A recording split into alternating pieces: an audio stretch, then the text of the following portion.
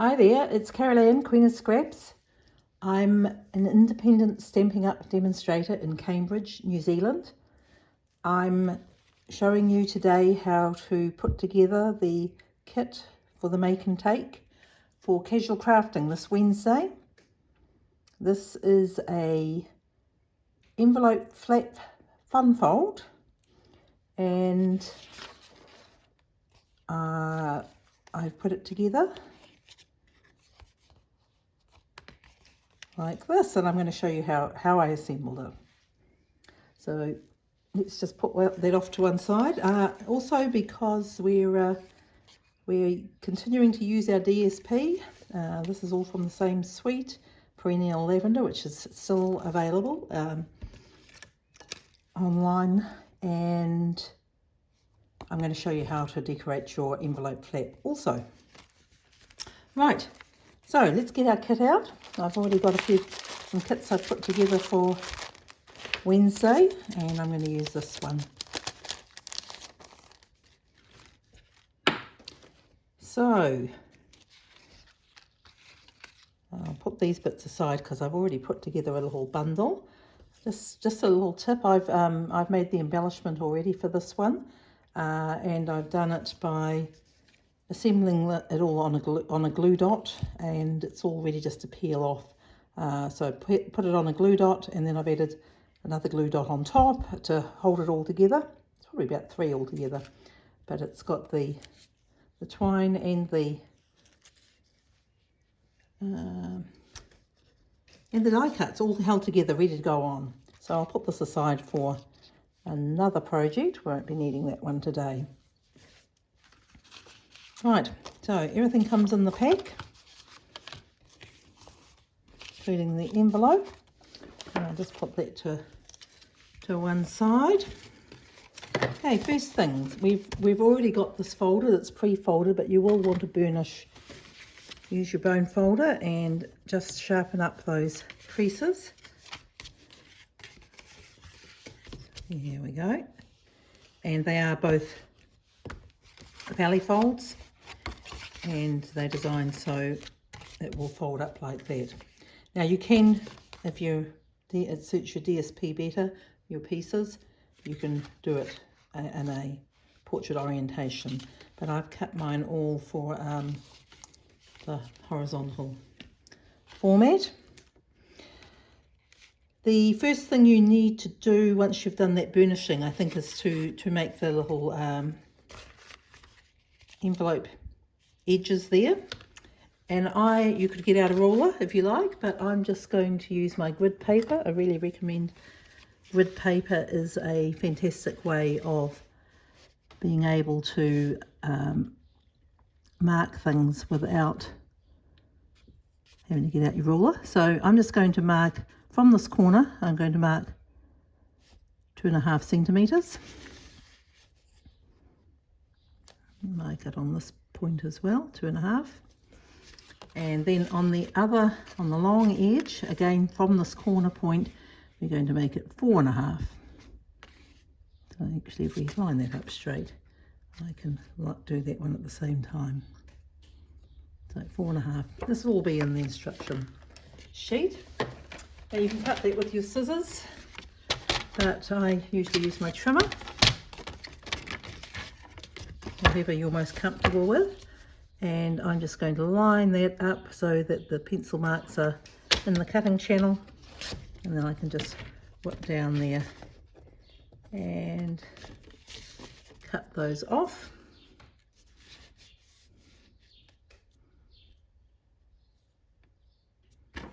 That's it. Great. Good idea to take an eraser and just take those off there. So that's the only cutting with a trimmer that you'll have to do, and you could just use scissors. And now what I'm going to do is, we've got 3 pieces of DSP here, and you can decide which way round you want it to go, which side you want to show. So you could have that one with this one, or we could have that one with this one. Both really nice, quite different looks. That's one of the brilliant things about the DSP. But I have quite a purple one here, so I'm going to play up the crumb cake this time. So what we're going to do first off is you just want to put a little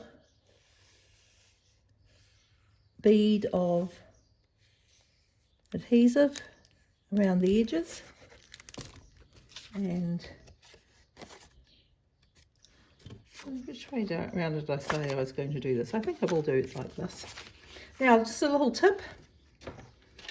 When you're trying to line things up nicely, and I don't want an overhang with that, particularly with the fold, because if I try and trim on the fold, you know what happens. You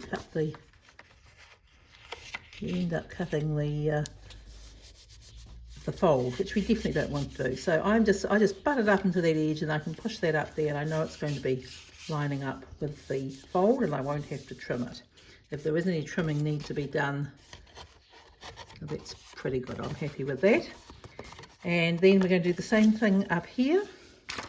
So we're going to, don't go too close to the edge, because you don't want, it will, as you smooth it, it will tend to, you'll smooth it out towards the end. Let's just use a different one, seeing as that this one wants to, oh my goodness. You have no idea how many times I've had problems with not having the glue come out when I try to do a video. There we go. So again, this one, just butt it up there, just put that up into the straight edge there, push it up, make sure it's square there, so all those bits are covered. Just take care that as you're adhering this, that if it's directional, as this one is, this will be top here, this will be the top there. Okay, this one wasn't quite so accurately cut, but it's still pretty good. Now I'm just going to take my scissors and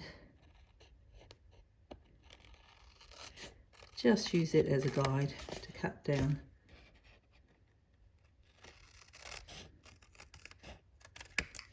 Right,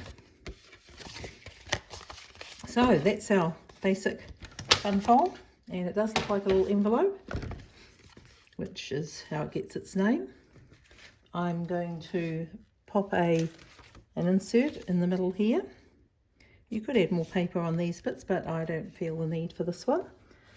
I'm going to decorate this before I stick it in. I always recommend that. And I'm just using some matching stamp set, which goes with from the suite. And so we've got some more lavender we can add on here. I'm just going to do a very quick little stamping with this.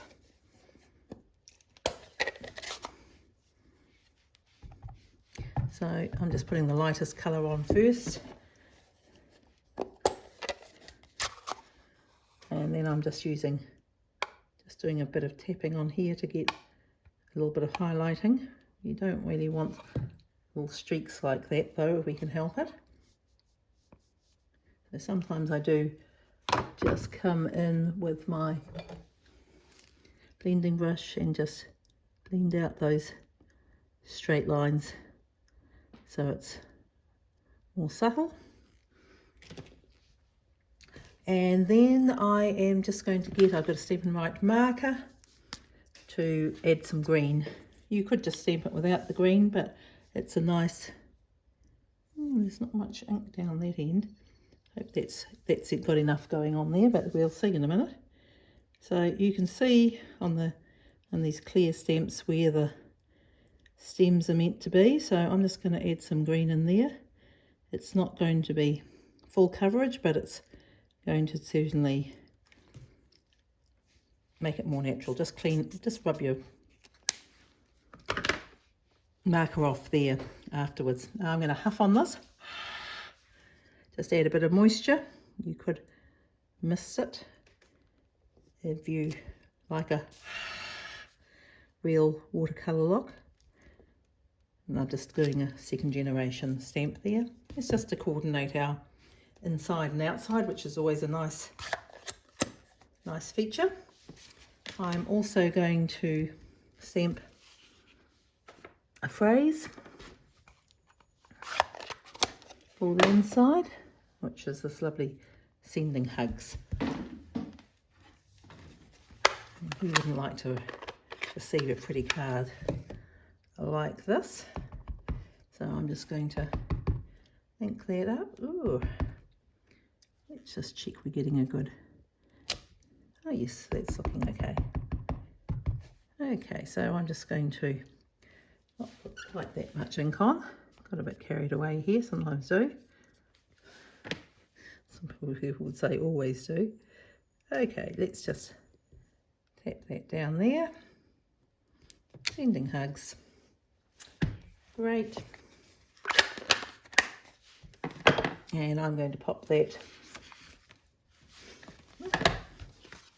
just in here. There's a standard sort of insert. Basically, you know, we've really done the card, the embellishments. So, and you can see this would be a lovely card because it's got quite clean lines. So it'd be perfectly lovely card for a more masculine card. Obviously, with all the flowers and ribbon and bows and things, we're certainly channeling something a bit more feminine perhaps here. I'm just going to use these. Now, I did want to do a best wishes. Give me one moment, I might replace these. Right, I've just got some circles of die cut, and I'm going to use a stamp from the same set to do the front. Same set as the inside one. Now we've got best wishes, and I'm just going to map that onto this pretty peacock. And I'm going to do this just flat, I think, or shall I put dimensionals on this? No, I'm just going to go flat for this one because we've got quite a lot of dimension with the little bouquet coming up. Now, obviously, we don't want to seal this down, and I'm just going to put glue on the top bit there. Although in actual fact you could put it there and make it as a little tuck, but I'm not going to do that this time. It's just an alternative you could do, and I'm just going to pop that in place, make sure it's even on both sides, and we've got our little bouquet here. Make sure you're not sticking it onto the space bit. In fact, I probably should put a couple more glue dots on there just to make sure it's going to be secure. So just tuck them away where they're not going to be seen. I'm just going to use the blade here because my pokey tool isn't where I want it, when I want it. I'm just going to pop that on there, see, and this one on maybe up here. Good, that'll be enough to hold that in place. Excuse me, just pick that up.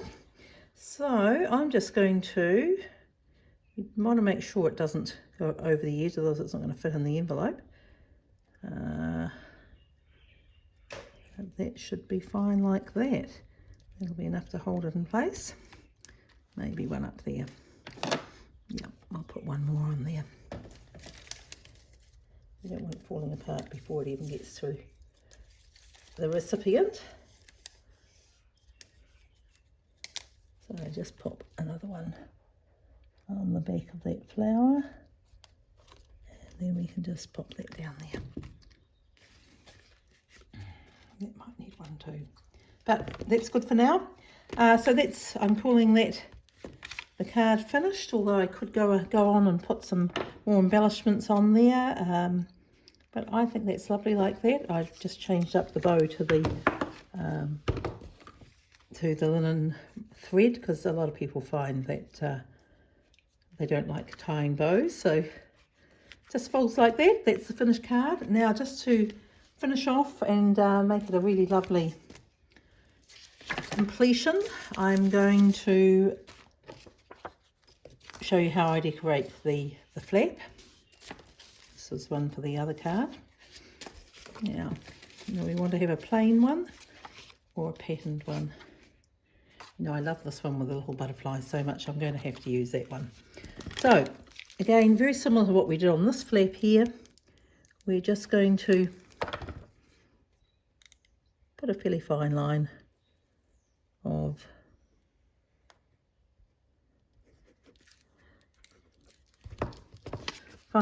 of adhesive there.